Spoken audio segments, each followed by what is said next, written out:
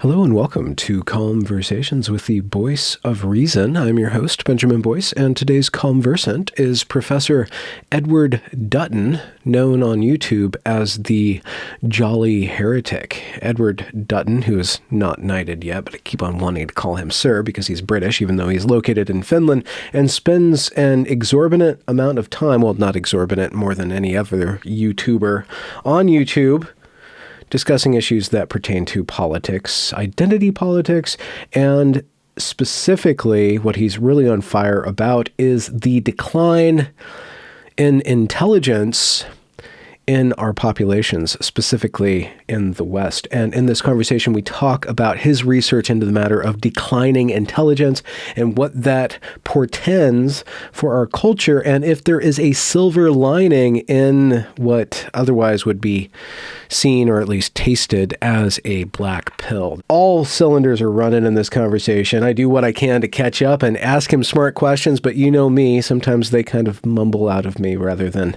come all pre-prepared and prepackaged, but that's why you love me, and that's why I love you, because you love me doing me and doing tonight, or this afternoon, Professor Edward Dutton, otherwise known as the Jolly Heretic. So here you go. Of states, like in church. In church? What do you mean in church? No, I didn't say church. Why do they always put like random cities and states of America in church? On shirts? Yeah. I don't know, people like America. And I have my classmate Sarah, the ginger one with glasses, wear a Ohio shirt. Yeah, people think America's cool, Martha. They think it's a cool place. Ohio is goofy, Yeah, but speaking of Americans, I've got to speak to an American now, so I'll see you in a bit. Why? He's interviewing me for his channel. It's a very American channel. Oh, hi, hello. Crikey. Hi, how do you do? Hi. Good. How are you doing, sir? Sorry, my daughter was just she's fascinated by America at the moment. It's Finland, and they imitate America, and they and whatever. You know. Where are you in America? Whereabouts are you? I'm in the western state of Washington. It's like a rainforest. It's very similar to Ireland, I think, in climate. A little, just about as wet as County Cork. I wonder if I can get you bigger. If I do that, yeah, you can hide yourself if you want. Oh yeah, got it. Yeah. I've not been to Washington State, but I've been. No, the furthest west I've been is, I think, Arizona or Utah. I don't know which is further west. Same time zone. Yeah, so that's my. But I'm going to California this summer for. Why would you go to California? Just to filmmaking, sleep on the streets? No. Well, sleep, yeah. Yes. In that sense, yes. I'm doing a documentary on intelligence decline. So it's my intention I want to see these fentanyl-addled street sleeping people in San Francisco and related places for myself and talk to them. Have you seen the Poop Map? There's an app, a Poop Map app for San Francisco where people document where all the poop is, because there's a lot of poop everywhere. I have not seen that map. No, I shall bear that in mind. but yeah, so that's the idea. And then also other places I want to go to as part of doing the movie, like Detroit I want to go to. Okay. Some of these places will be quite dangerous, so I'm going to get a gun. And don't you guys use swords? Like with canes? A cane sword? Yeah, that's exactly it. Not since World War II.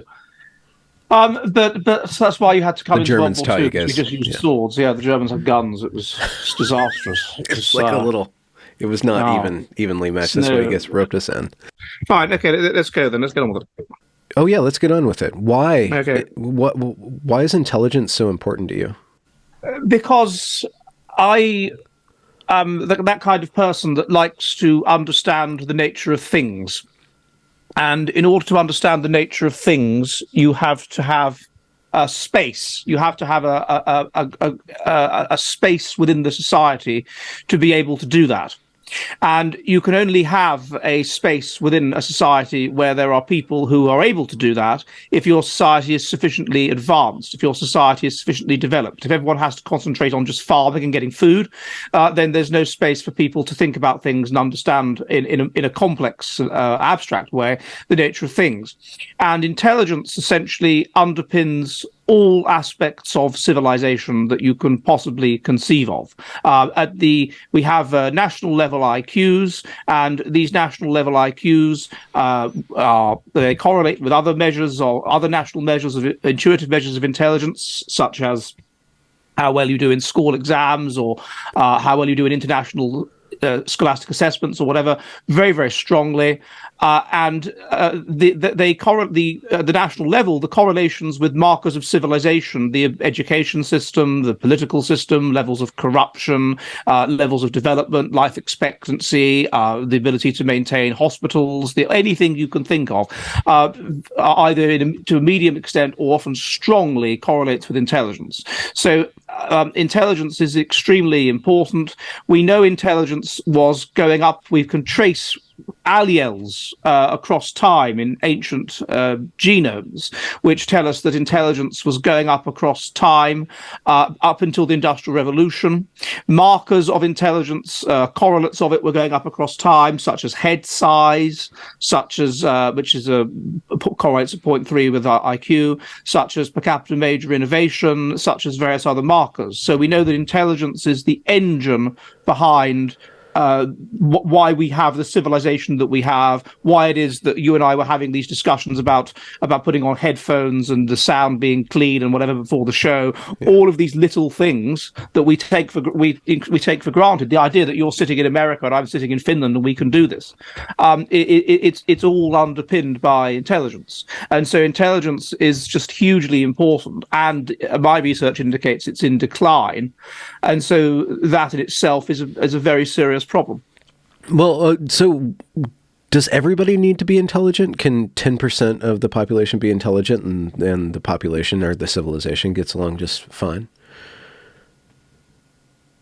Well, the question is, what is the average intelligence? So what intelligence is a bit like height. It's distributed on a bell curve, and most people are in height are at the center of the bell curve, and then you get fewer and fewer people as you move away from the bell curve, from the center of the bell towards the like this. And so we're talking about the average intelligence of the population. Intelligence you're always going to get some people in any society who are let's say 2 standard deviations below the mean, i.e. people aren't very intelligent, or so the mean is 100, so therefore 2 standard deviations below the mean would be 70, and 70 is normally the borderline for retardation, at least by Western standards. And then 2 standard deviations above the mean is 130. That would be the IQ of, I don't know, a science professor or a senior lawyer or a senior architect or something like that. And then at the extremes, you get the very, very stupid people that have an IQ of below 70, that are retarded and basically can't function in society, can't work. And then you get at the other end, above 130, the very, very clever people, the outliers, which is going to be, major physicists and really seriously clever people. And the question is, it's the average. It's the average that's important. So in India, it's for the functioning of society. So a fascinating country, I don't know if you've been there, I went there once, is India. Now, India, because of its caste system, you have this extreme level of endogamy within these thousands of social castes. And what this means is that there is this stereotype, among men, that the female sexually selects for status. She's turned on by status, and for sound evolutionary reasons, because if you marry a high-status man, he'll invest in you, he'll invest in the offspring, you have resources, you're more likely to survive. And also intelligence pleiotripically correlates. Intelligence genetically correlates with physical and mental health, basically. So it's a good thing for her to do. The man doesn't have to care so much about this. He can just, pump and dump. And to the extent he has less to lose from the sexual encounter, he can't get pregnant. So he will, to the extent that he selects, he's going to select for youth because young people are more likely to get pregnant, and he's going to select for beauty because beauty, well, a significant component of beauty is basically symmetry, and the averageness of the population, and that implies good genes, and therefore that the offspring will be healthy. So in India, they prevent that process from happening. About 95% of Indians marry people that are in their caste. It's no good being a Brahmin man and seeing a really, really good-looking Dalit woman. No, that's very, very socially unacceptable to do that. The result is that even though you get very, very intelligent people in India that do brilliant things, but the average IQ of India, because it's hot, because basic needs are met, because selection pressure is just not high for IQ, is low. It's about 80, and which is 20 points below, let's say England. And so the result of that is that you have a society that reflects what low IQ is about. What are the correlates of IQ? I look at these in my book, At Our Wits' End, Why We're Becoming Less Intelligent and What It Means for the Future. So think achievement motivation, altruism, analytic style, abstract thinking, craft work, creativity, healthy diet, democracy and the ability to sustain democracy, educational attainment, emotional sensitivity, health and fitness, income, breadth of interests, trust, memory, and most importantly, it's that you think about the future. So what you have in a country like India is lots of people that are present oriented, that make lots and lots of stupid mistakes all the time, and you have chaos. And this precludes the society as a whole from doing brilliant things that it could otherwise do, even though in India, because of its huge diversity genetically, you have some extraordinarily intelligent people. Yeah. So this just illustrates the importance of intelligence and what happens if intelligence goes down, which it is doing. There was an article that was published in 1938, I think it was, by Raymond Cattell, who was an American, or originally British, but he moved to America, psychologist. And he showed that, well, what would it be like in a society of declining intelligence quotient? And it was unbelievably prescient. He said, well, look, the education system is going to be debased. People are going to have to stay at school longer and longer to make up for their increasing stupidity.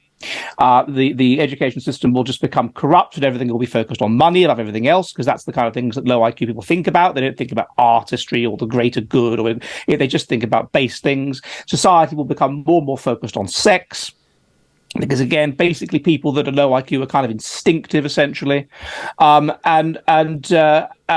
society there'll be less social life because of lower trust. Society will become the churches will close down, the Masonic lodges will close down. All these things are happening, so that's why it is such an important area.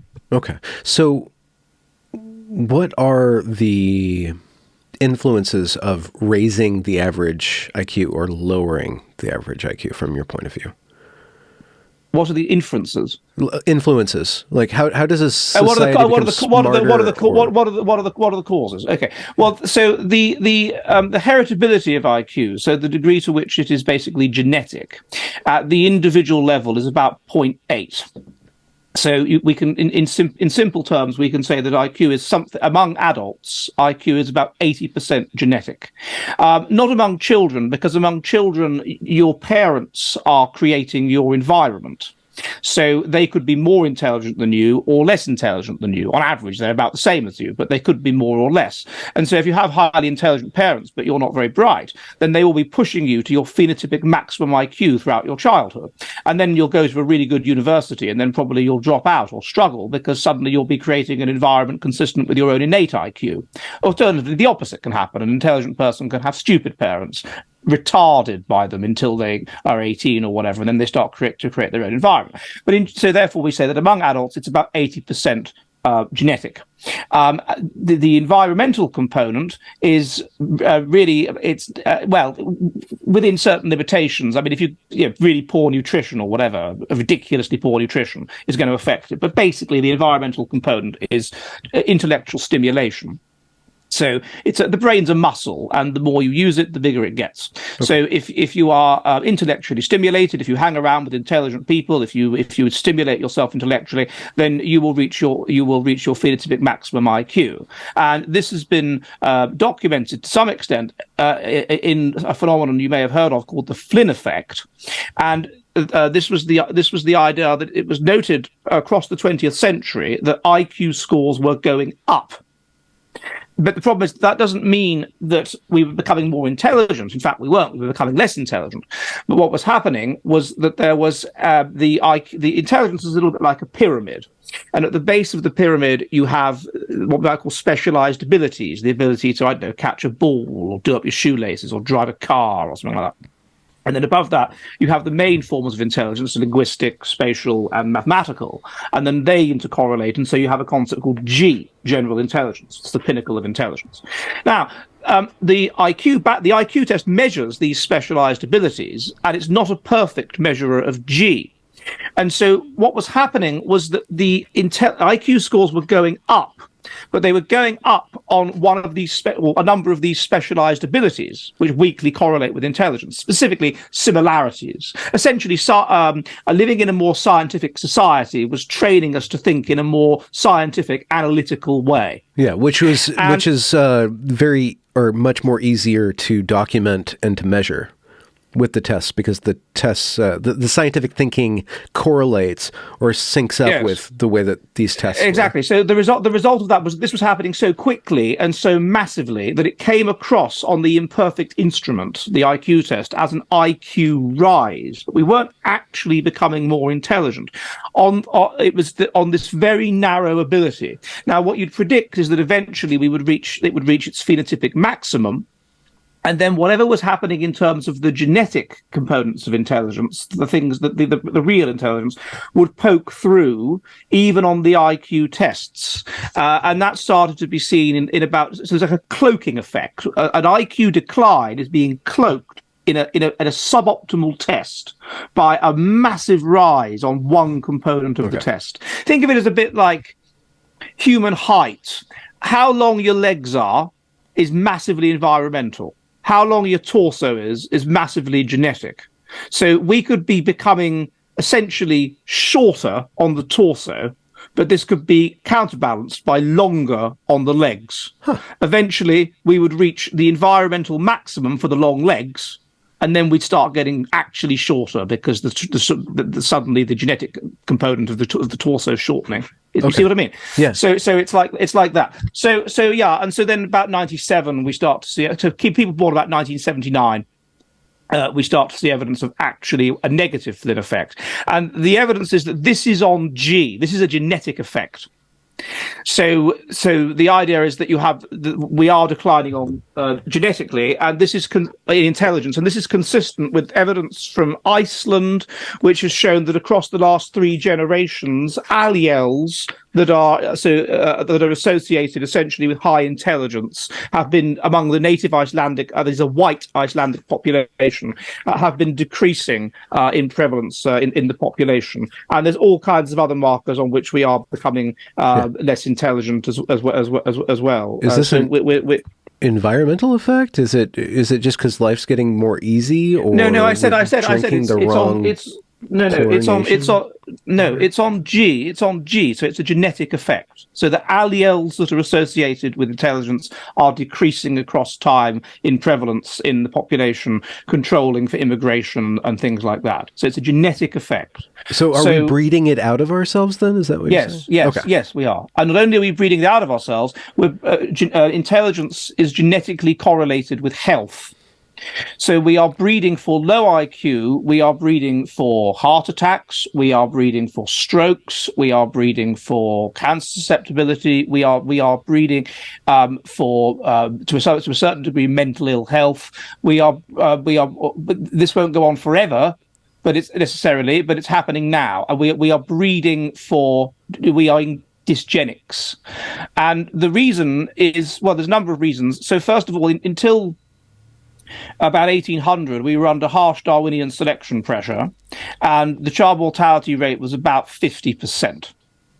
And so, in so much as the brain is a marker of a low mutational load, it's a marker of a high-functioning nervous system, and intelligence genetically correlates with health.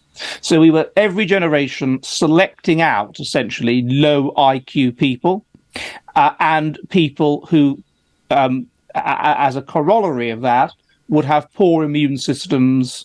What were we selecting for? We were selecting for basically genetic physical health, genetic mental health, intelligence, to a certain extent, religiosity, which correlates genetically with health and with and things like this, and sort of being group oriented, ultimately being sort of conservative, really. And these are the things we were selecting for. And these things, even now, are there's slight nuance to this, but they're correlated even now with fertility, with mental health, with physical health. So they are an adaptation. Okay. So that's what we were selecting for. So then child mortality gradually collapses with the Industrial Revolution and its innovations of various kinds, from 50% in 1800 to about 10% in 1880 to about 1% today. Mm-hmm. So obviously what that means is you've gone from a situation where the society is extremely healthy, physically and mentally and highly intelligent, and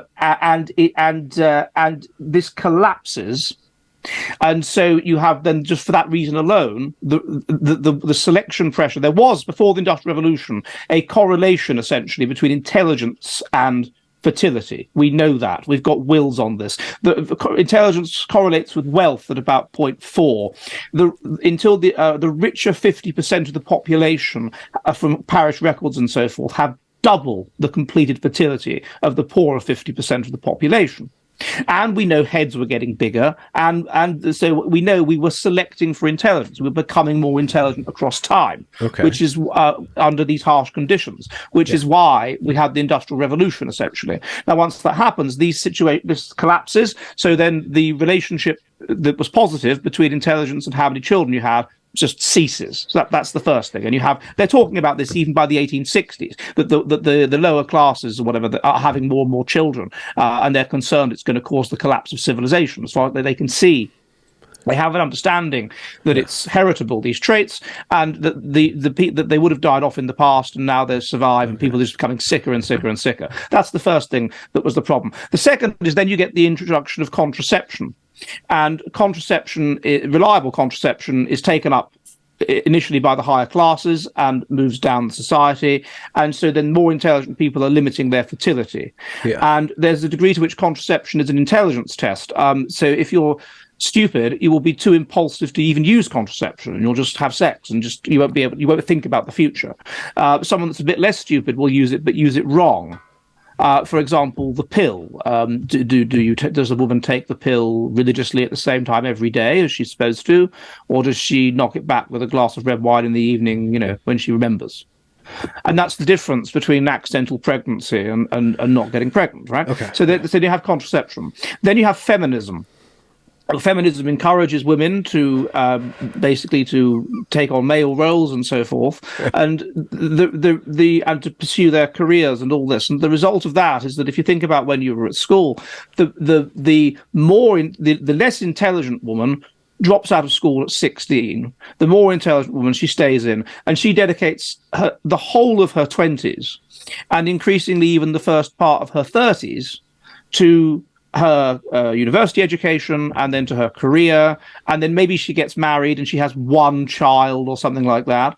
Often the most intelligent of them, for reasons we can look at if you like, don't have children at all. Whereas the less intelligent woman, she's had a series of relationships and a series of children by a series of men, and she's becoming a grandmother at, let's say, 38. Yeah. By the time her more intelligent contemporary is having her one child. Yeah. So she doesn't just have more children; she has more generations. So that's another. And then the third reason is welfare. So welfare was set up as a safety net and whatever. Yeah. Now you can live off it. Certainly in England, a family that has, 6 or 7 kids can end up with a higher income essentially than a reasonably middle class educated couple who wouldn't dare to behave like this.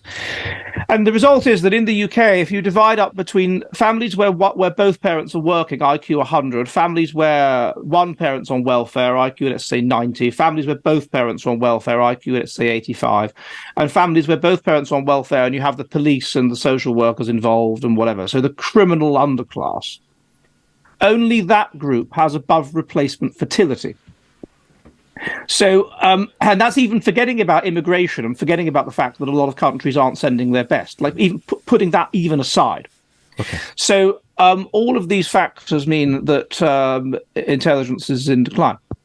Okay, so I have two questions. One's a footnote that I'll introduce now and then get to the main question.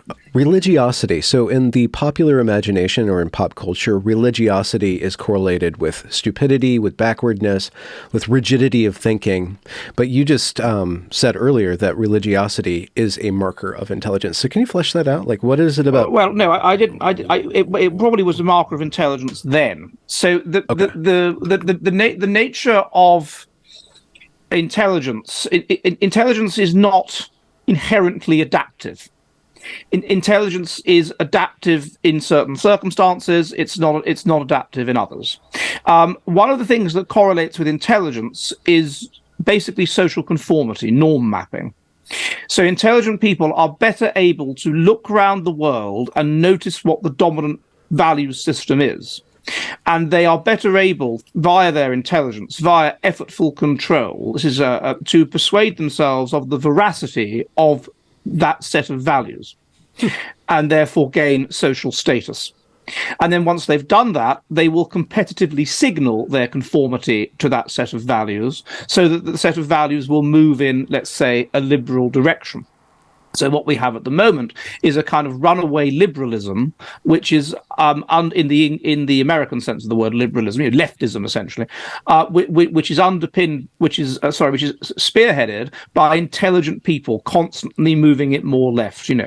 Now you didn't have that necessarily in the past. In fact, you had quite the opposite. In a right-wing society like Victorian England, you had runaway conservatism. And intelligence would be associated with basically being highly puritanical, and it was the ordinary people who were more in a sense left wing, who were more sexually liberal, and there would be these moral panics about them.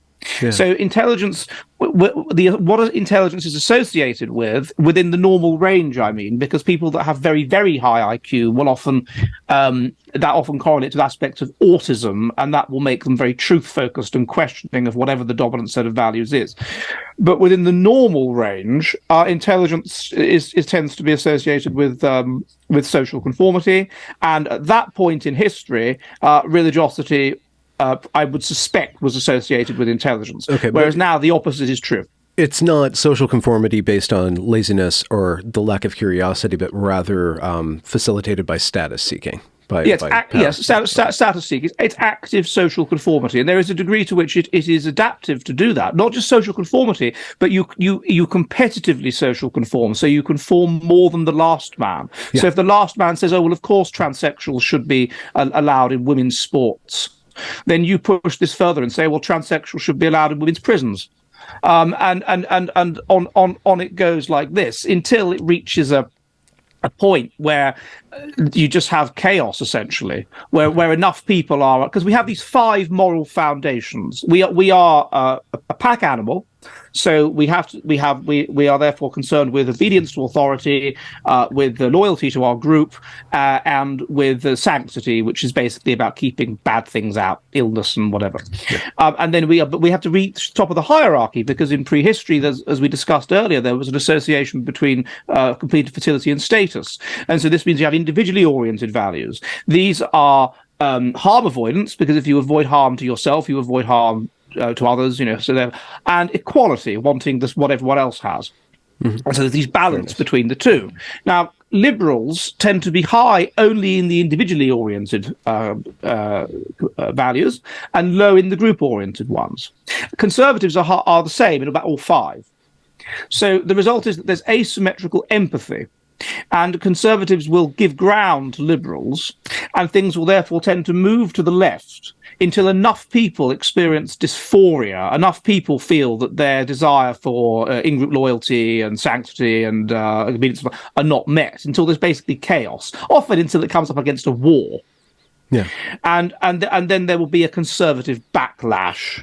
And intelligent people will flip over to conservatism, and you'll have conservatism signaling for a while, and so on. So that's how it tends to work. I think that the backlash is a fraught metaphor. I think we think like the pendulum. We think in terms of pendulum, but what I've witnessed over the last 6, 7, 8 years with the rise of so-called social justice warriors and stuff like that is that these liberal or leftist people who overload their morality around fairness and around harm reduction, what surges up in them is purity, is loyalty. And so you see these moral panics, such as at Evergreen State College or during the 2020 riots, where the so-called left is having an completely unrestrained moment of demanding loyalty to a cause. Yeah, you make a good point. With the research on these moral foundations is by Jonathan Haidt, and he engages in a sort of factor analysis. So what I said about conservatives and liberals, in general, that's true. But then there is some evidence that although conservatives are higher in liberals are higher in equality and equality. Sorry, liberals are lower in disgust than conservatives overall, but they are higher in moral disgust, very specifically. And so therefore you could argue they are higher in moral purity. Yeah. So a conservative might say, well, look, I don't agree with your morality, but we have all these other things in common, so let's go for a drink and let's be friends. But a liberal's not going to do that. Will be less likely to do that. We're more likely to see that as that thing as really, really important. Okay, so what you see is this really odd, almost hypocritical display of hypermorality married with, like polyamory mixed with a hyper focus on moral purity. Right. So behaviors that are kind of disgusting from a conservative point of view are embraced by the left, swapping body parts, just free sex, libertinism. But on the left, which is, the rainbow flag and the progress flag, they still have a very high moral demand. Well, another way to look at it is in terms of what ecologies these people are evolved to. And that goes back to what I was saying about evolution earlier. Yeah. So what we were selecting for under harsh Darwinian conditions until 1800 was to be highly group oriented. We were selecting for and we were under group selection as well. We were battling with other groups. Let's say if I talk about the English, we were battling with other groups like the French or let's talk the Anglosphere, the English peoples, English Americans, whatever, Canadians, Australians, and they were battling against the French and so on. So you've got these selection pressures. So we're selecting to be group oriented, and there's a degree to which what religiosity does is it takes that which is what it used to do, is take that which is for the benefit of the group and make it into the will of God, such that you do it. Okay. And even religions are under a kind of evolutionary pressure as well, and you get individually oriented ones, and then the people get killed and whatever. So that's the kind of situation we were under. So what these people are, these liberals, are individualists. I don't mean individualists in the Ayn Rand sense. I mean that they are not adapted to a group-oriented ecology. They were selected against under harsh Darwinian conditions. They are mutants. They are products of mutation, and consistent with this, being liberal and being irreligious correlates with infertility, it correlates with poor mental health, it correlates with poor physical health, it correlates even with things like having an asymmetrical face, so just being ugly. So this is all evidencing that they are these mutants that would have survived in an easier ecology, let's say the ecology of the jungle, where basic needs are met, but the jungle is unstable, so you have to be selfish, you have to be out for your own interests, you're just out for your own survival. Yeah. Now, how do you do that? How do you're just out for your own survival. You just want to get power for you. But then also these people, because they are high mutational load, they're also high in mental illness. So they're neurotic, they're self-doubting, they're anxious or whatever. So how do you get power in that context? You can't get it through a fair fight because you'd be paranoid about being beaten up. And also you're physically weak. And there is evidence that liberal men are literally physically weaker than conservative men. Okay. So how do you do it? Well, you have to do it. You have to play for status in the way that women do, which is a subtle way. It's via virtue signaling. So you virtue signal about equality and harm avoidance, and you make yourself seem nice. Now, you're not actually nice.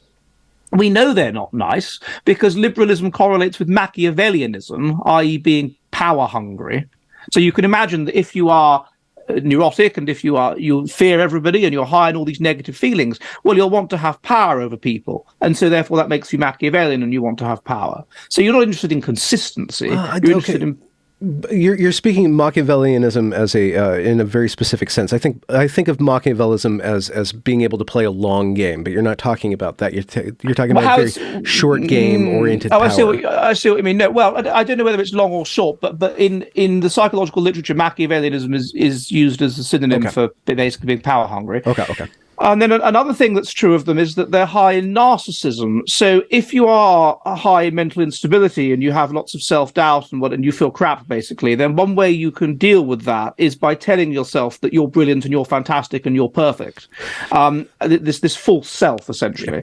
But you will crave admiration. How do you get admiration? Well, in a left-wing society, you're more left-wing than the last man. So these are the kind of people that we're dealing with. Yeah, either virtue signaling or oppression gathering. Like you're either signaling that you're protecting the weak, or you're signaling that you are weaker than everybody else. That's another thing, virtuous victimhood, and that was found to correlate with Machiavellianism and narcissism as well. So so those they use these covert methods to attain power because of what mutation is going to bring about is people that are individually oriented on the one hand, individualists, but also just people that are mentally ill, and those things, all the things that we were selecting against. Okay. And those things are going to clump together in what I call these spiteful mutants. And then, of course, these spiteful mutants are eventually going to reach a tipping point. They're eventually going to become a certain percentage of society, and then about 20% often it's been calculated of a society, and the society tips over. And I think that happened in the 60s. We tipped over in England and America in probably 63, I'd see as the turning point, from being a group-oriented society that was taking people that were increasingly higher mutational load, but was forcing them in a group-oriented direction along an adaptive roadmap of life. Okay. To being an individually oriented society, which is now taking people, some of whom may actually be quite group-oriented, and pushing them along a maladaptive roadmap of life and saying, don't have children, life has no meaning, be ashamed of your race, be ashamed of your sex, and all of this sort of thing. And I think that flip has occurred about 1963. Okay, so sorry to do this, but to really collapse what you were saying about the causes of this decrease in intelligence, contraception, feminism, welfare. I'm just going to collapse that all into two factors. One is technology, which allows a population boom, and the other is compassion, which disallows the imposition of artificial, harsh conditions. Right. So how do you change the direction without instituting artificially harsh conditions? Right, because technology and compassion have withdrawn those harsh conditions.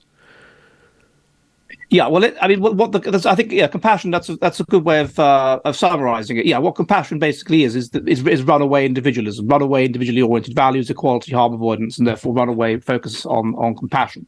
My new book, which is coming out in May, The Breeding of the Human Herd: Eugenics, Dysgenics, and the Future of the Species. I look at the history of this. So we had this period, this optimum period, I guess, where we were sufficiently group-oriented to be concerned about the future of the group, and sufficiently intelligent to understand what was going on, and sufficiently irreligious, because religion would often say, "Oh, just let God's will, blah blah blah, don't interfere." But that was declining, and so there were all these factors that came into themselves that meant that we instituted eugenic policies.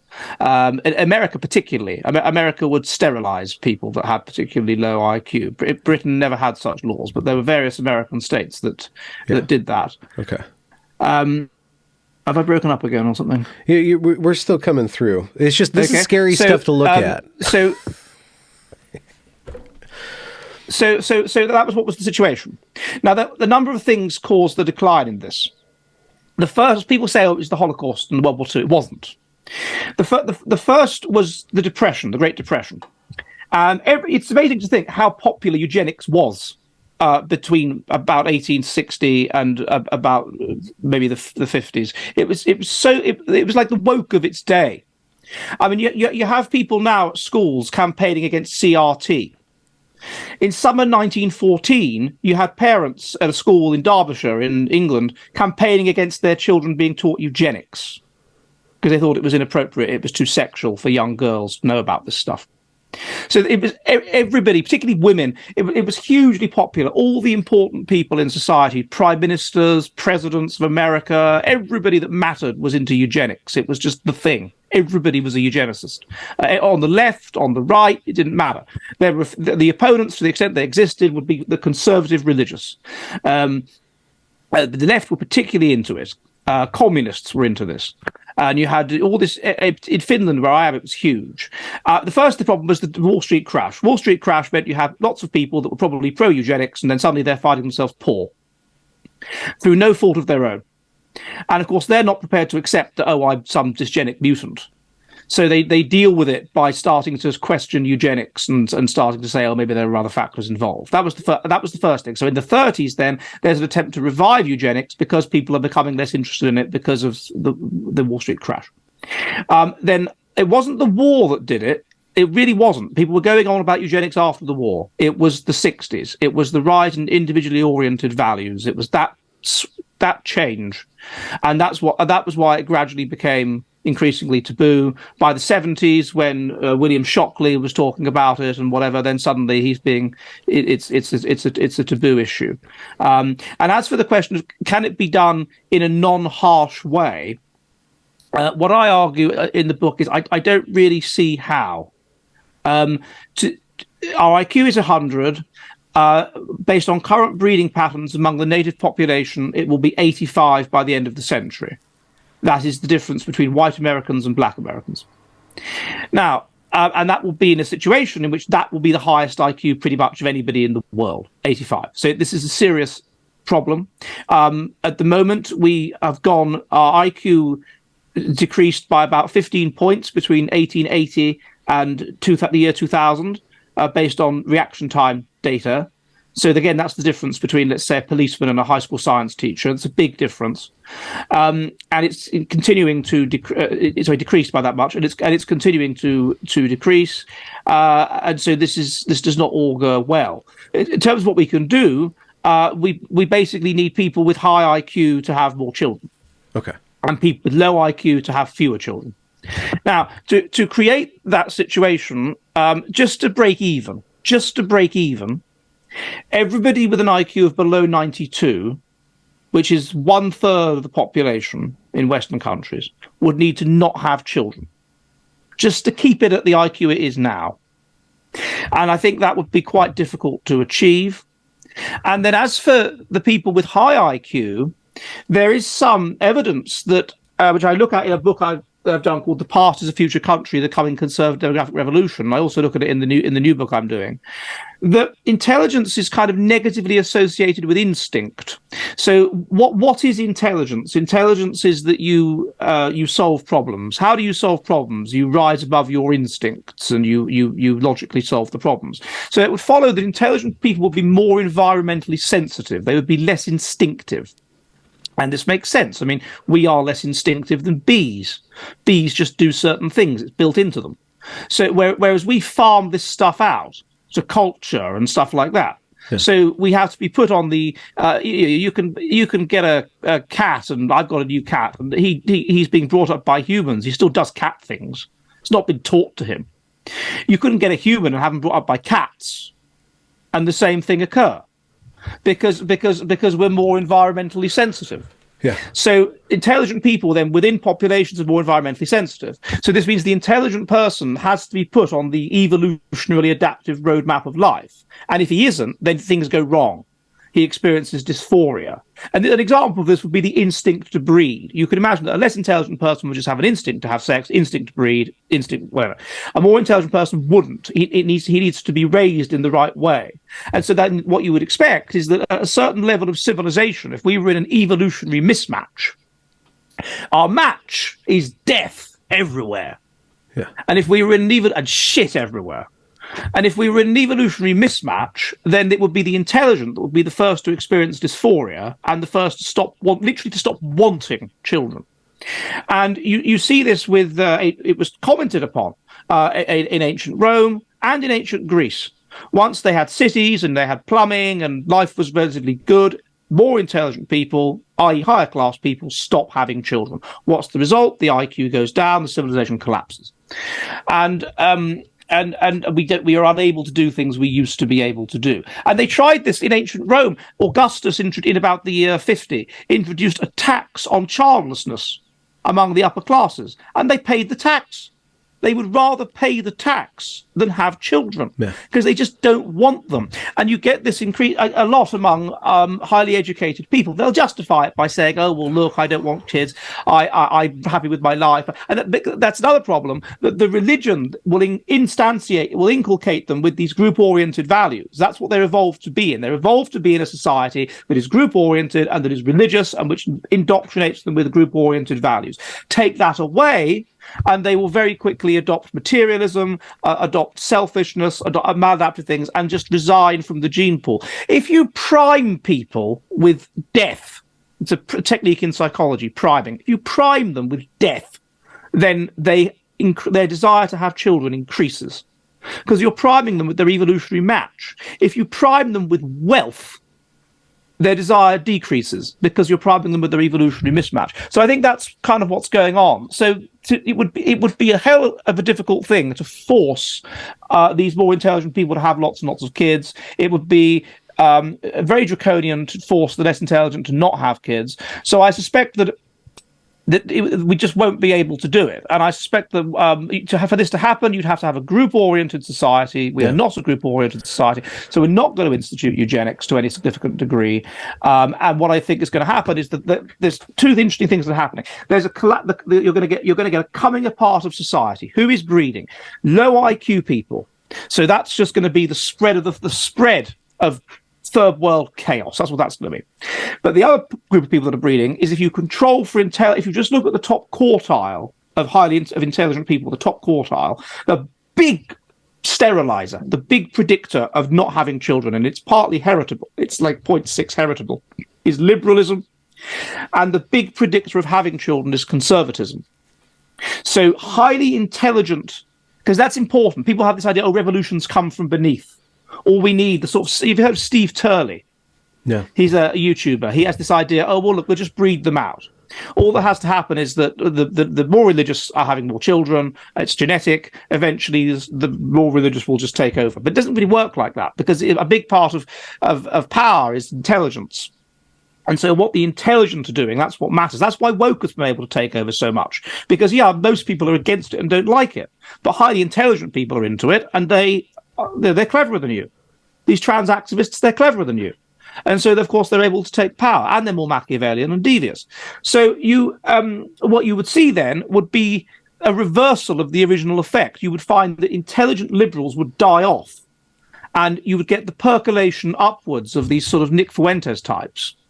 That's what the data predicts. But problem is that we're at that stage of civilization. We're in our winter, where all the markers, if you read Pasha Glub's book, The Fate of Empires, all the markers that were in the winter are there. Exactly the same as Greece, exactly the same as Rome, exactly the same as Baghdad.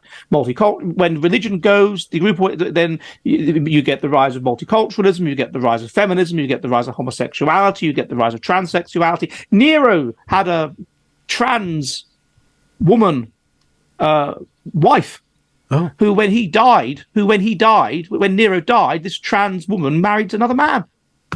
So history just repeats itself, and so it would be. I think it would happen in the context of collapse, because as trust goes down, as we get less intelligent, trust goes down, and we polarize, and society breaks up into smaller and smaller polities, and as happened last time round.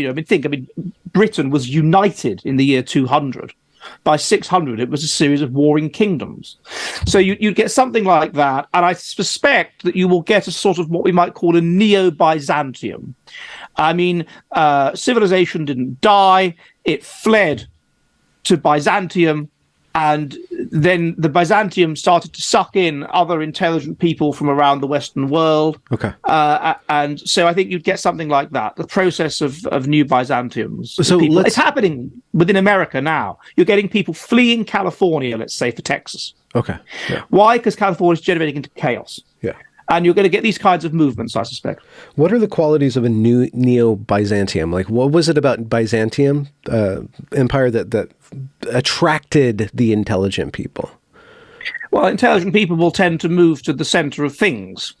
So the average IQ in Finland of the region around Helsinki is higher than any other region, and you get this everywhere. So more intelligent people qualify to be lawyers and whatever high status kind of jobs, and they are motivated, and they think about the future, and they have the intelligence and ability to migrate, and so they make their way to the center of civilization. Yeah. Okay. And they constantly do that, and so what you would expect is that as civilization collapses, it's not going to collapse. There will be certain places that will be attractive to intelligent people from everywhere that they want to go to, and they will go to them. And then once they get a reputation as being, well, look, this is the holdout of civilization, then you'll start to get people from far and wide going to them, and then you'll get maybe a number of Byzantiums that will be the remnant civilization, and then eventually maybe one will win out.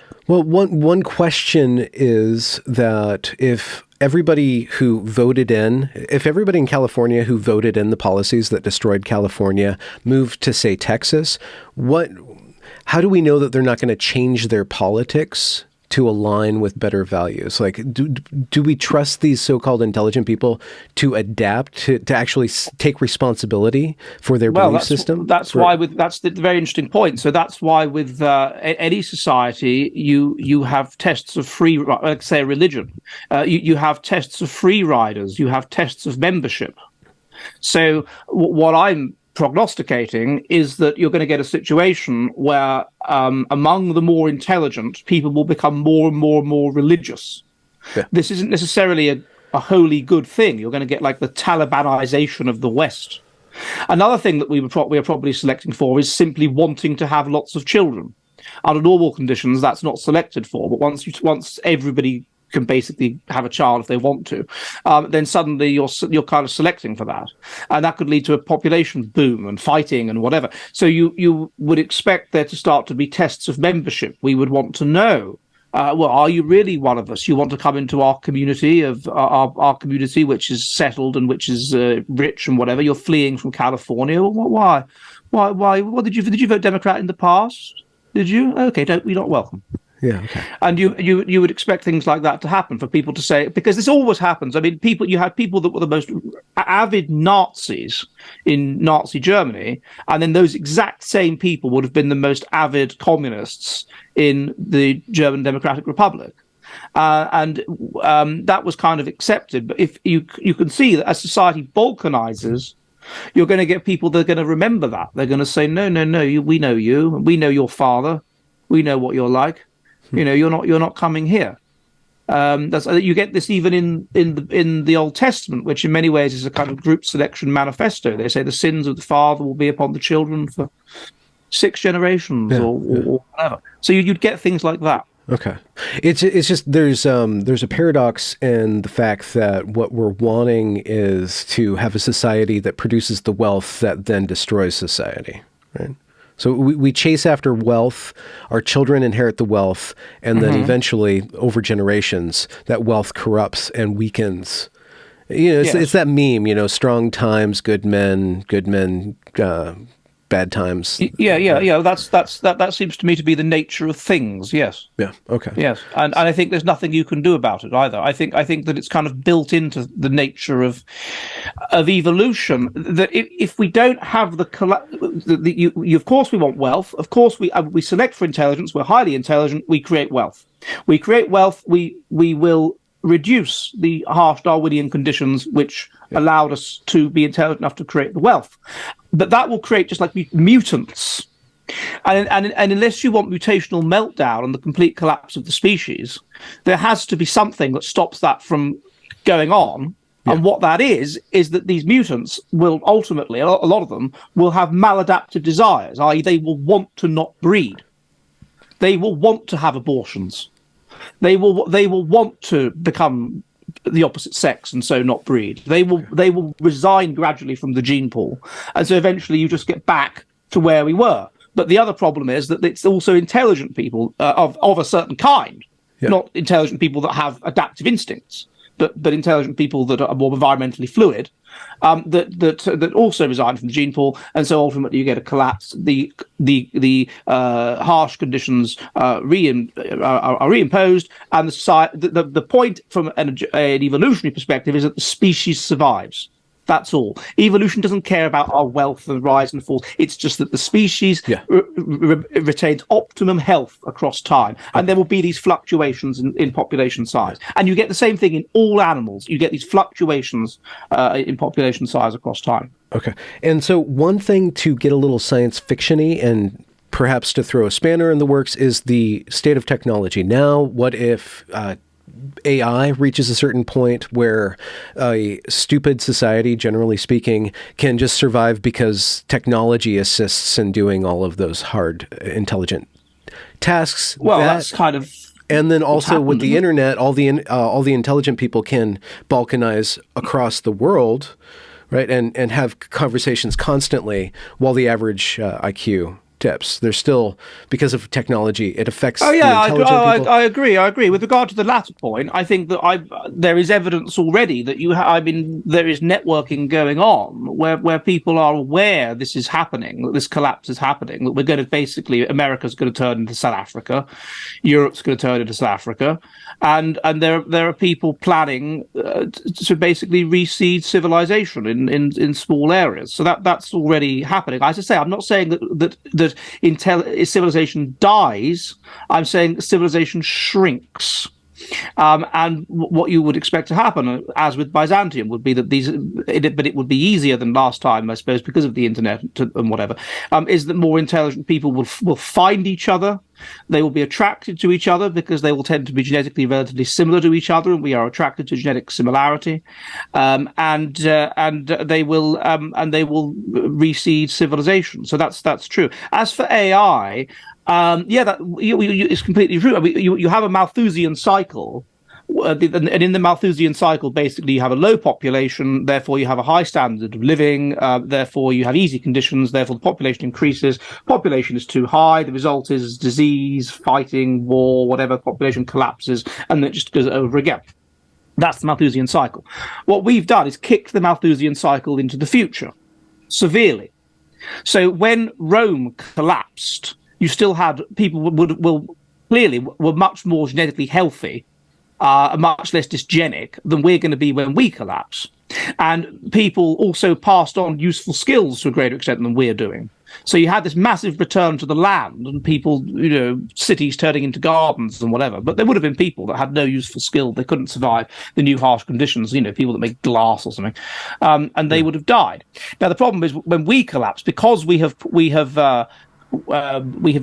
gone so high, then were a collapse to occur, it could be massive. I mean, if we were returned, which eventually we probably will be, to harsh Darwinian conditions, then that would mean that 90% of the population would have to die. 90% couldn't survive in an agricultural economy.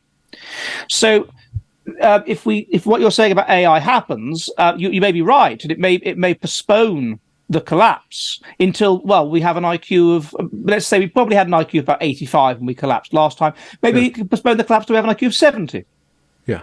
Now, what that would mean is that it would be very difficult to start civilization again, of course. It would be absolutely horrendous collapse, and it would be a very small Neo-Byzantium that would hold out. But I'm not too confident on this AI. We have to distinguish as well between artificial intelligence and artificial general intelligence. And there is a chasm between the two. Artificial intelligence is a bit like those specialized abilities I mentioned earlier. It's about the intelligence of bees. Yeah. The computer is programmed to do something very, very, very narrow. It's machine learning, and that's it. That's all it's programmed to do.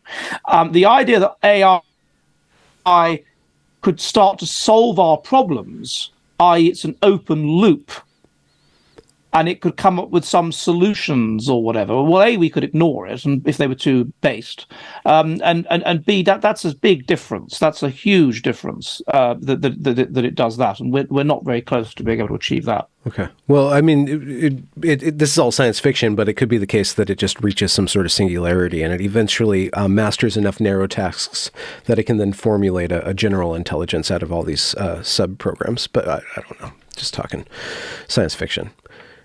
Well, yeah, maybe sort of Ray Kurzweil sort of stuff, but it seems improbable because of the way in which we are not very far into this, and we are precipitously falling in IQ, and so I think it's improbable, and again, it raises the question of how it is that you would. I mean, what he's saying, this Ray Kurzweil, is, it's just a matter of power. We just don't have. We have these possibilities, but we just don't have enough RAM, essentially, to be able to do this. And once we've got enough RAM, it's fine. Well, that's not quite true, because programming computers, robots, requires a very high level of intelligence to get them to do these complex programs, and that intelligence is declining. So I don't see how I don't see that it's very probable now. So you come bearing black pills. Is there a silver lining here? Is there do you have a hope or the notion of a possibility? A gray pill. A grape. A grey pill. Okay, a so grey it's pill. Gray. Okay. A grey pill. A grey pill. A mixture of a white pill and a black pill. Yeah. Yes, I suppose I do. I mean, in the sense that all of these nasty liberals who are dominating our lives at the moment are ultimately going to die off. So that's good. And there will be, admittedly in the context of collapse and of the dividing up into smaller polities, a movement back towards intelligent conservatism. So that's good. And I don't think there'll be a complete collapse of civilization the way we're going. I think that it will be Neo-Byzantiums. I mean, if you're right, what the predictions you were making earlier about AI, if that's right, then yeah, there could be a total collapse.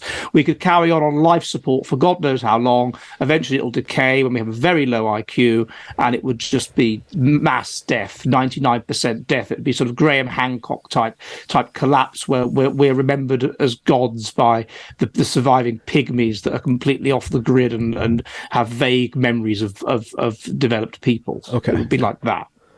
And I don't suspect that that's going to happen. I think what's more likely is it's going to be more like it was last time round in the 400s, which is the breakup of complex polities and the preservation of these Byzantiums. And as I say, the model seems to be kind of what's happening in South Africa. So the growth industry is going to be private security, the ability to generate your own electricity, that sort of thing. Okay. It's Mad Max world. Mad Max world.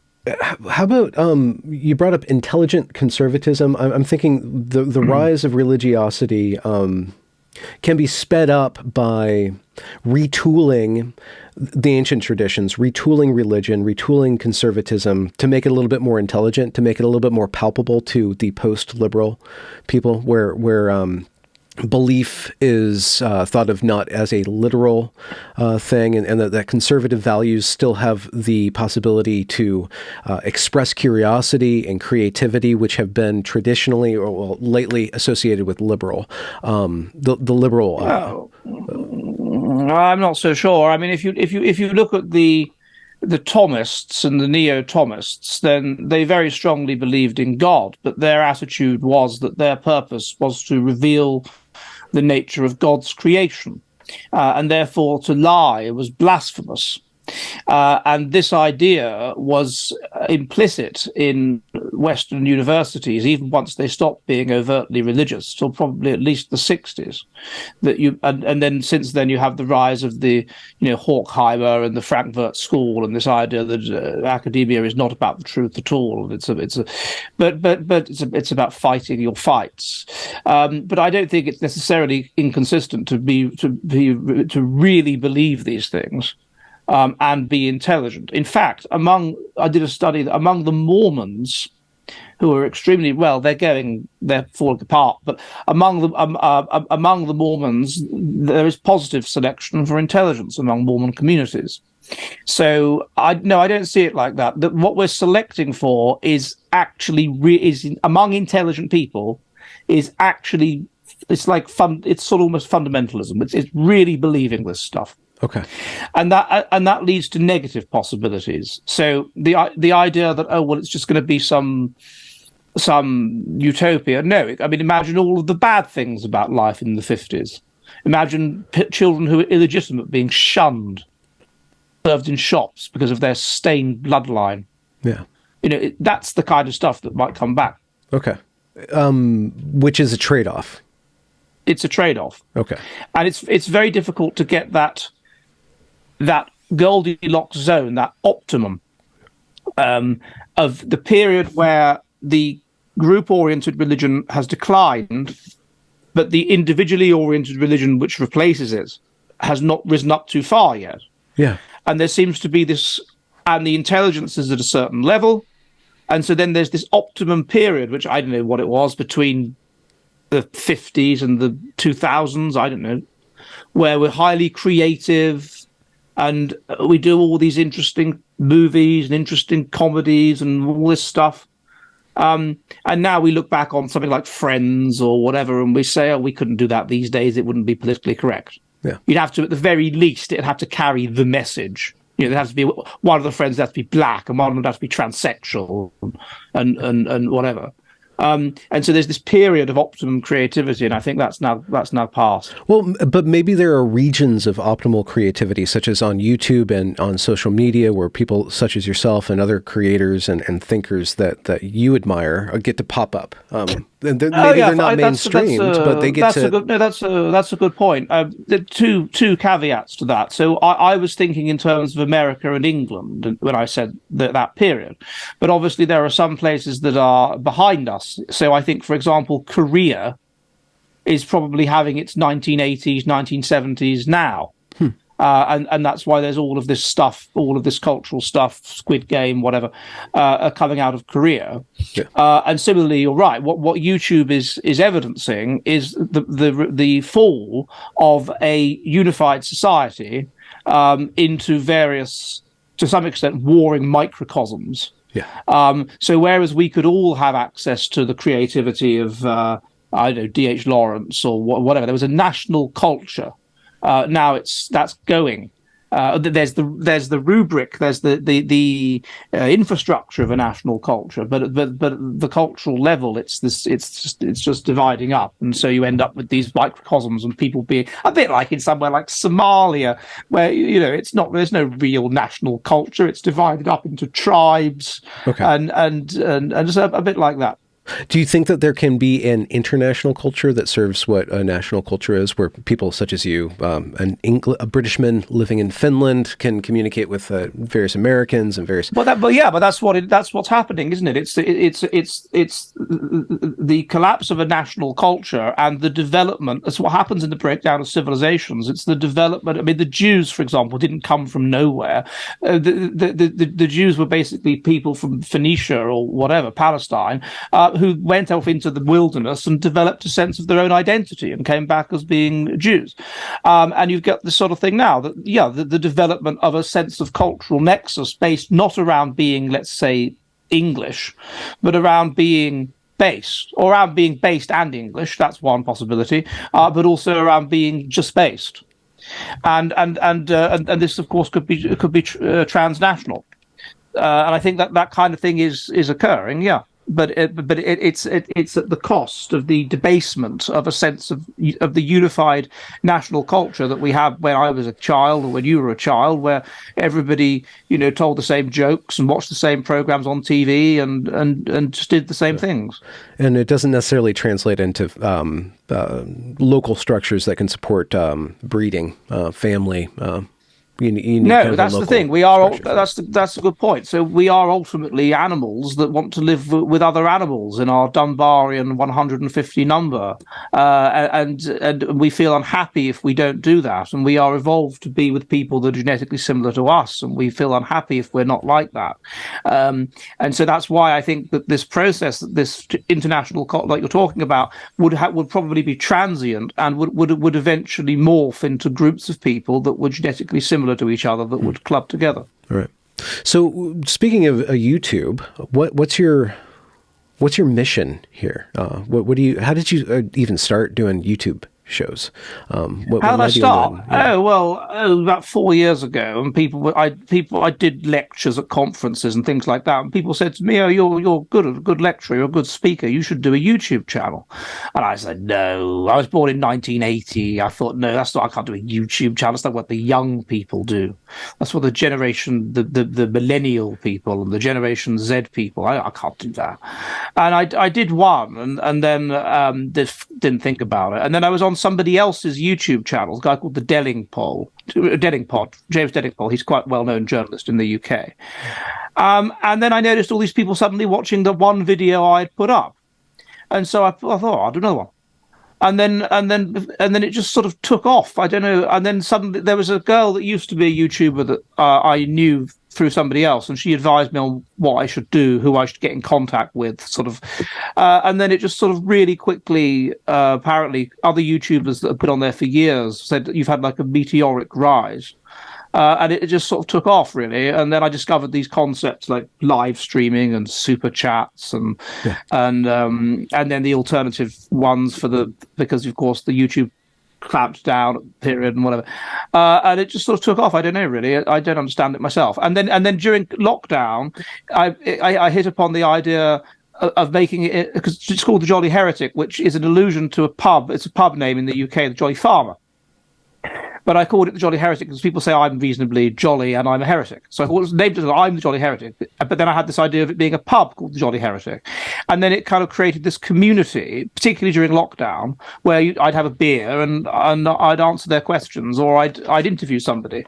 And then it just sort of grew from there, and then I find people setting up channels: the Jolly Heretic Highlights channel, the Jolly Heretic channel on TikTok, the blah blah blah, and it just sort of took off, really. So what is your kind of your roadmap or your guiding principle at this point in time for this channel, this persona that you've created? Oh yeah, my roadmap. Oh God, no, I don't. Do you just respond to the things of the day? You see something silly, and you're like, I gotta talk about that. Particularly with the thing that I innovated a few months ago, a quick pint. So I used to do 2 live streams a week, and then a video of about half an hour, where I got known for doing a impression, like a comedy skit at the beginning, and dressing up as somebody and whatever. Yeah. And then people were saying the problem is these are difficult to share with normies because they immediately assume it's nonsense because of the comedy skit. But then most of my subscribers liked the comedy skit, and so I resisted but then I realized I could just do both, can't I? So I started doing this quick pint, and then that's really helped. I don't know if I have a robot. Just keep growing it, and what about themes then? What do you end up talking about, and what's your kind of your general lens? I'm just trying to a lot of my audience. Yeah, fair enough. But a lot of it, it's basically wokeness. Wokeness comes up again and again and again. Yeah. The collapse of our universities, the collapse of our civilization, issues to do with intelligence and personality and psychology and the causes of psychological differences, and particularly the genetics of these. And also just issues in science that are taboo science, so race, sex differences, transsexuality, whatever, these kinds of things. And that's pretty much it. That's a summary of what it tends to focus on. Yeah. And do you do podcasts too, or is this mostly? I don't know. What is a podcast? It's like a YouTube video, but just without the video part. It's just so just talking with no video. Yeah, you can just. No, I don't. Yeah. Okay. Yeah. Should I do that? Yeah, you should. Should I? Yeah, you just when you're outputting your video, do a sound file and then throw it on a podcast application like Anchor or Spotify or iTunes. Anchor. Yeah.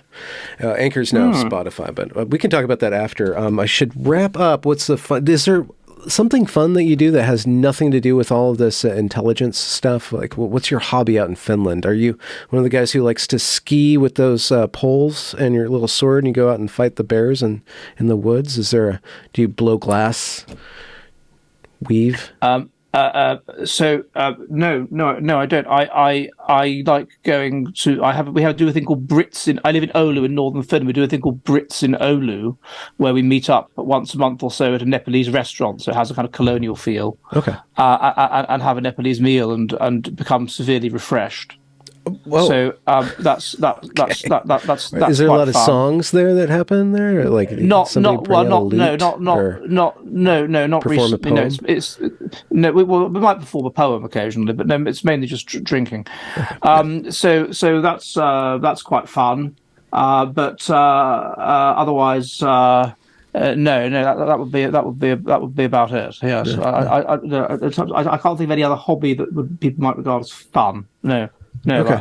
All right. But I'm the landlord of the Jolly Heretic Public House, so I like a drink. There we go. Mr. Dutton, or Sir Dutton, have you been knighted yet? No. Okay. Well, Edward, thanks very much for coming on my show. You really kind of blew my mind, so I'm going to have to digest this, and I know my audience is going to have a lot to think through in the comments. I look forward to hearing them. Excellent. Well, thank you very much for having me on. It was a pleasure. Absolutely. And boom.